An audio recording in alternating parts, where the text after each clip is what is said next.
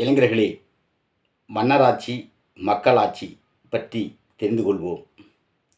1000 ஆண்டுகளுக்கு முன் சேர சோழ பாண்டியர்களும் டில்லி சுல்தான்களும் நாயக்க மன்னர்களும் அவர்களுடைய மன நலத்தாலும் உடல் நலத்தாலும் போரிட்டு மன்னராட்சி முறையில் நாட்டை ஆண்டு வந்தார்கள். பிறகு இவர்களையெல்லாம் ஆங்கில படைகள் வென்று நமது இந்தியாவை கைப்பற்றி அவர்களுடைய ஆதிக்கத்தில் மாநிலம் தோறும் ஆளுநர்களை நிறுவி அவர்களுடைய கட்டுப்பாட்டுக்குள் வைத்திருந்தார்கள். பிறகு நமது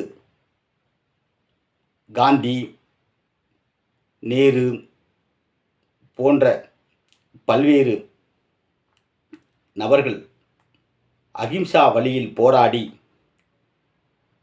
நமது இந்தியாவை சுதந்திர இந்தியாவாக உருவாக்கினார்கள்.